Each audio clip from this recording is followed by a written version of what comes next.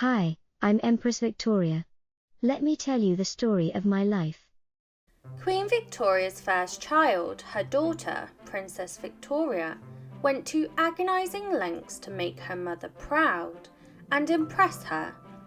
She later became the Empress of Prussia. Princess Victoria was able to rise very high, but her life ended with a giant crash. Victoria was born a disappointment. She was born to the young queen and her husband Albert on the 21st of November, 1840. Queen Victoria had written in her letters that if the baby was born a girl, that she would drown the babe.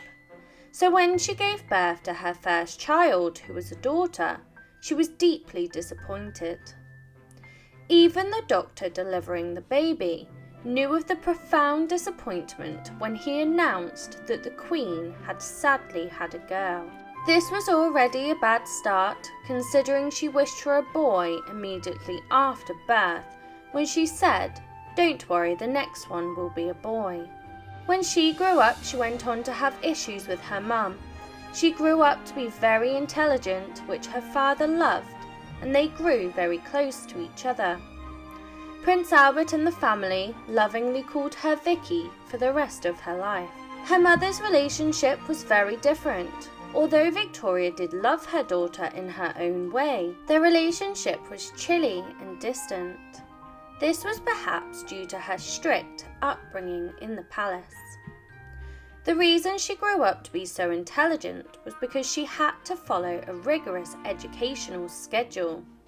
She was expected to perform perfectly, with exceedingly high expectation placed upon her. Prince Albert even went on to write a book about how he tried to educate his heirs to the highest level. She went to great lengths to please her family. Just as her father was an overachieving and talented man, Vicky would follow in his footsteps.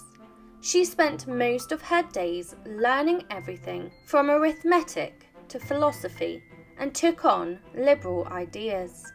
Part of her learning started at a very young age, and at 18 months old she was expected to learn French, and she would later go on to learn German from the age of 4. She was becoming an eligible princess, fit to enter the marriage market. As was often the case in royal families, they started scouting for a suitor from a young age. Vicky was only 11 when a match with a man 8 years older than her, at 19 years old, called Prince Friedrich Wilhelm. He was an heir to the kingdom of Prussia, and he became a potential match. At still only 11 years old, it was arranged for the very young Vicky to meet this older man in 1851 at the Great Exhibition in London. The 11-year-old child and the adult man were getting on brilliantly. She was impressing him with her fluent German, which was the prince's native language, and she was eager to put her talents to the test to bag herself an eligible suitor. This would go on to become one of the most stirring romances of the Victorian era. The prince returned home after his visit, but the pair kept in contact through writing letters. These letters between the pair got steamier and steamier as the years went on. They wrote to each other for 4 years, until the young girl was aged 15 and he was 23. Her pen pal lover would take the relationship to the next level when Friedrich returned to Britain in 1855. Under the veil of diplomatic reasons. However, it was obvious that he was in love with the English princess, and he had come to visit to determine whether she was suitable to be his wife. Against all odds, she was. Frederick's family were disappointed in his match with Victoria. They were outraged by his crush on her, as they believed the British monarchy was not an absolute monarchy, and therefore it was weaker than other monarchies in the world. They wished for him to marry a Russian archduchess instead. But his love for the English princess was made all the more complicated by others perceiving her as ugly on top of everything else that they despised about her. Vicky was slightly older at 15 years old, and this was a more acceptable age for marriage, but she was still small at only 4'11", and she looked very similar to her mother with a round face, which was not the epitome of beauty at the time. Vicky was not made to feel much better about these facts when her own mother worried that Friedrich would get one glimpse of her and walk away. But that's not what happened at all. Vicky needn't worry, the pair got on amazingly when they were able to meet in person once again, and after only 3 days together, the prince proposed with the approval of Queen Victoria, with only one rule in place, that they waited until she was 17 years old before they got married. This was 4 years of communication and love in the making. They were finally together officially, but their future was far from a fairy tale, because the Prussian people hated her and the British people hated her groom more. The news of a royal wedding normally storms up excitement and celebration in the public, but not this time. The Prussian people were disappointed in Friedrich's choice in bride, and the British public were not a fan of Vicky's groom either. They branded his family a miserable dynasty in the press. There were few moments of peace between the two joining families, and they quarrelled over the wedding details. The Prussian family were much more traditional than the British royal family. Vicky had requested to bring 2 of her own ladies-in-waiting with her to the foreign land, but she was met with a hard and cold 9 from Berlin. With the wedding approaching, the fighting did not stop there. It got worse because her mother insulted her husband's family. The Prussian family, as the family of the groom, they wanted to take charge of the wedding, and they demanded that things went their way. They insisted that the pair marry in front of the Prussian court in Berlin, but Queen Victoria brutally responded that she absolutely would not stand for that. Luckily for her, she got her own way, with the wedding taking place in the St. James's Palace in London. Despite all of the issues between the family, the couple did go on to have a fairy tale wedding on the 25th of January 1858. Vicky wore a flouncing Honiton lace confection, complete with an enormous 3-yard train and delicate wreaths of orange and myrtle blossoms. As the bride of the groom with his own royal family, Vicky was set for a future in his native land, and so she joined him in Berlin shortly after, where things did not go any smoother now that they were newlyweds, because their in-laws were monsters, hell-bent on making her life hell. Despite the issues, both Friedrich and Vicky were young and in love, and they would have been looking forward to a beautiful honeymoon period. But after years of quarrelling between the two families, and with years of growing hate towards Vicky, and they let her know on many occasions, with very public insults from his extended family. Not only did they publicly humiliate, they also punished her without words by putting them up in their new home, which was far from a show of opulent wealth. Frederick's uncle, King Friedrich William IV, was the ruler of Prussia, and just like everybody else, he was not keen on the match, but it was too late. Instead, he gave them a chilly reception and sent them to live in a derelict wing of the Berlin Royal Palace. This section of the building was shabby and outdated, and it didn't even have a bath. Her in-laws continued to dislike her, and despite having similarities in their political views, with both being liberal. This must have been very hard for a young girl of only 17 years old, surrounded by a family that did not warm to her. They did, however, expect her to perform her royal duties, which often included appearing at formal dinners and public performances every night, usually staying past midnight. Then she would have to wake up at the crack of dawn, get dressed in full regalia, and greet people at 7 a.m. Vicky had always been caught in the middle of the Prussian and British courts. She was encouraged to remain a British princess first and foremost by her mother, but was required to be a Prussian princess by the other. She could not win, until eventually she was made to make an impossible decision. When the Duchess of Orleans, a distant relative of both her and her husband's family, died, this led to a choice being made. The British family mourned and wore black for a month, while the Prussians did so for only a week. She made the wrong choice in the eyes of her mother. She decided to mourn for 7 days, alongside her husband's family. Queen Victoria berated her daughter for not sticking to English traditions. She received many demanding letters from the Queen, until Prince Albert insisted that the Queen stop. Petty disagreements broke out as a result of the hobbies that Vicky decided to take up. She had always enjoyed gardening and decided to start this in her new home. The Prussians took this as an attack on their gardening styles, and when the princess took inspiration from geometric and simple English gardens, this led to a battle to make the palace's gardens as leafy as possible. Despite being a royal princess, she struggled financially, and her royal duties went without thanks. King Friedrich Wilhelm gave his nephew an allowance, but it was so little for a royal expected to attend royal engagements of the highest standing, and so Vicky found herself having to go into her own dowry to keep them presentable at these engagements. This was a far cry away from the life that she was used to in the British royal family, and the transition took its toll on her. Vicky married young and went on to have children, young too.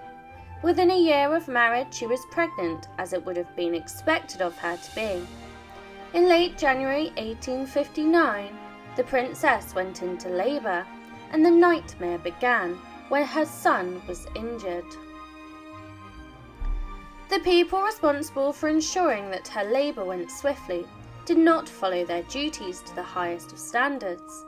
The maid delayed getting a doctor, and Vicky, who was just wearing a flannel nightgown, nearly died during the birth of her first child. She had few attendants at the birth, and the baby was in the breech position, making the delivery long, hard, complicated, and nearly fatal for her and her unborn child. The baby was finally born, but it wasn't without physical complications, because her son had a devastating injury from the birth. A caesarean was new at the time and had a very high maternal mortality rate, and so this procedure was out of the question. Had there been better medical care at the time, the prince would have perhaps not been handicapped from birth. The future Kaiser Wilhelm II was forcefully and traumatically born into this world, leaving him with an arm that did not work. 3 days after birth, his handicap was noticed by a nursemaid, who noted that his damaged left arm hung limply at his side. What was not known at the time was due to the lack of medical education, was that the traumatic birth had caused a condition called Erb's palsy, which leads to damage being made to the nerves, and this caused his arm to be completely paralysed, with problems growing also. Princess Vicky was embarrassed by the heir that she had produced, and although it was no fault of either the mother or child, this male heir was supposed to represent strength and an ability to strengthen the relationship between Germany and Britain. To Princess Vicky, her son's condition represented weakness and reflected badly on her. Perhaps this is why she went to such disgusting lengths to try to cure him. When Vicky saw the extent of her baby's injuries, the doctors tried to convince her that the baby would heal and recover from his injuries, but unfortunately this was not the case. The trauma eventually led to the young child's arm withering, leaving it 15 centimeters shorter than his right arm. Shocked and disbelieving, the royal couple had to make a gut-wrenching decision. Vicky was under great scrutiny from the Prussian court, and her husband's family, as she was afraid to announce that her first task of motherhood had been tainted by the baby's condition. The couple therefore decided to keep it a secret. She did tell her own parents, but only 4 months after dealing with the situation on her own, and finally losing hope that he would recover. At such a young age, it must have felt like the world was against her, and it was the worst thing that could ever happen to her. But this was proved very wrong. As the tot grew older and began to walk, Princess Vicky would tie his arm behind his back. She hoped that by taking away the use of the arm he could use, it would force him to use the arm that had been left free, but that was paralysed. This meant that the tot no longer had use of any of his arms, which caused him great distress, and Vicky noted that he gets so fretful and cross and violent and passionate that it makes me quite nervous sometimes. If these rituals were not disturbing enough for the young boy, he was also subjected to electrotherapy for most of his childhood. The procedure would take place almost daily, meaning he would suffer in pain every single day of his childhood for something that would never be cured this way. During the procedure, the young boy's head would hang to the side while he was strapped into an appliance so that he could not escape. A metal rod was used to straighten his back and a screw to pull his head upright. This therapy would have been agony for the young boy. Was it done out of love to fix his arm, or was it done to try to cure the embarrassment his mother felt over his disability? Princess Vicky was perhaps in denial that her son's condition was a permanent and lifelong one. She tried to fix his arm. She was convinced that the damage could be repaired. This is when the start of some disturbing and bizarre rituals were done to make his arm work again. At only 6 months, when his mother had realised he was still paralysed, she began to give him animal baths. Twice a week, his arm was put inside of a freshly slaughtered hare. The idea was that the warm blood would transfer vitality to the limb and make it work again. Of course, this did not work, but was perhaps just more traumatic for the infant. During her marriage to Friedrich, the couple went on to have 8 children. None of the other births were as traumatic as her first. In 1861, another horrific tragedy occurred. Her beloved father, Prince Albert, suddenly died, which submerged the British public into a deep state of mourning, with her mother becoming a recluse. Vicky was devastated, and she returned to the UK to comfort her mother and to attend the funeral. When she returned to Prussia, it soon all collapsed on itself. Vicky was hell-bent on raising her children herself. She loved them dearly and refused to go on long trips away for fear that she would miss them too much.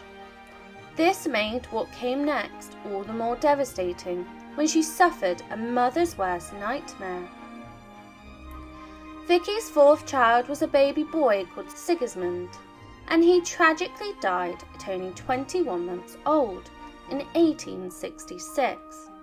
He caught a severe case of meningitis, and with the medical care not being what it is today, he could not be saved. She was plunged into a grief that no one is ever prepared to face, with little support from others around her. Although Vicky was in mourning for her lost son, no one else seemed to be. Another one of her sons, Waldemar, passed in 1879, and again she received almost no sympathy from anyone in the Prussian court. Her own mother was too consumed by her own grief for her father, Prince Albert, that she did not believe her daughter was in as much pain as her, as her husband was worse to lose than a child. She made a big error in judgment when she hired a tutor to teach her children. That would go on to encourage Wilhelm to embrace his right to rule and banish anyone who got in his way. There was no time to worry about this yet, as her country was in ruins. Frederick's father, who was now king, nearly abdicated the throne when the country was experiencing conflict. The people hated Vicky more than ever at this point, and people thought she was a drama queen. Vicky tried to impress the court to gain their respect and get them to like her. She set up a military hospital to tend to the wounded in the endless conflict of the country. But the king blasted her actions and demanded that she stopped her theatre of charity. Still, that wasn't the only time the Emperor of Prussia would disapprove of Vicky and her husband. The pair were snubbed by the king, with him instead favouring their son Wilhelm, who he saw as a brash, militant German. This was perhaps a way to humiliate his son and to purposely exclude him from duties, despite being next in line to the throne. Vicky tried to get the Prussian people to like her, but each time she was met with disappointment and rage. They were never going to like her, because the views of the Germans were becoming ever more autocratic, while she and Friedrich remained liberal in their views.